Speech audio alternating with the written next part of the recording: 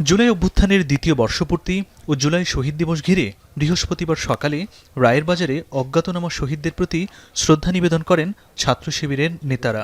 এতে শিবিরের কেন্দ্রীয় ও বিভিন্ন বিশ্ববিদ্যালয়ের নেতারা উপস্থিত ছিলেন। পরে দুপুরে ডাকসু সদস্যরাও শ্রদ্ধা জানান রায়ের বাজার কবরস্থানে। গণহত্যার বিচারের দাবি, পাশাপাশি জুলাই সনদের পূর্ণাঙ্গ বাস্তবায়ন, গণভোটের গণরায় যেটি দেয়া হয়েছে, জনগণ দিয়েছে, তার পূর্ণাঙ্গ বাস্তবায়ন আমাদের পক্ষ থেকে দাবি থাকবে। জুলাই বিপ্লবের স্মৃতিগুলো ধারণ করার জন্য জুলাই স্মৃতি জাদুঘর হয়েছে। আজকে 2 বছর হলো সেই স্মৃতি জাদুঘরের তারা ওপেন করতে পারে নাই।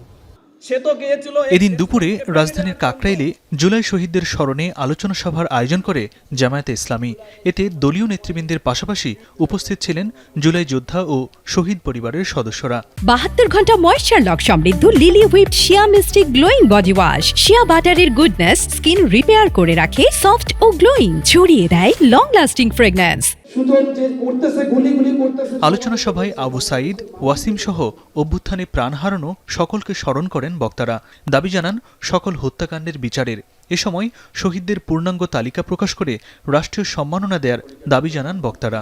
সমস্ত সন্তানেরা, শিক্ষার্থীরা, তরুণেরা, যুবকেরা, এই দেশের প্রিয় নাগরিকেরা শহীদ হয়েছেন।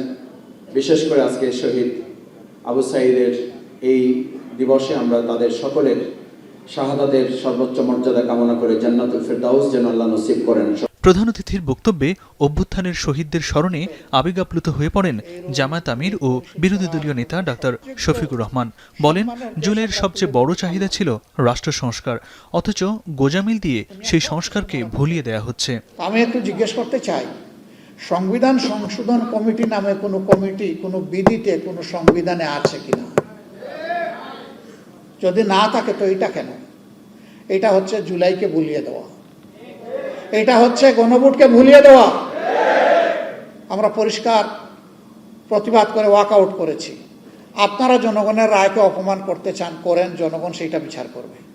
আমরা জনগণের সাথে আছি, তাদের রায়ের পক্ষে আছে, লড়ে যাব, লড়াই করতেই থাকবে। এ সময় জামায়াত আমির সীমান্তে পার্শ্ববর্তী দেশের আধিপত্যের নিন্দা জানিয়ে বলেন, বাংলাদেশের পররাষ্ট্রনীতি দেশের মানুষের অভিপ্রায় অনুযায়ী চলবে, কোনো দেশের প্রেসক্রিপশনে নয়। গভীরভাবে আস্থা রাখি, ইনশাল্লাহ এই 70% ভোট বৃথা যাবে না, এই গণরায় বাস্তবায়ন হবে ইনশাল্লাহ।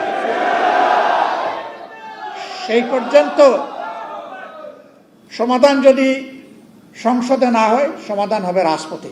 ইমদাদুল আজাদ, এখন, ঢাকা।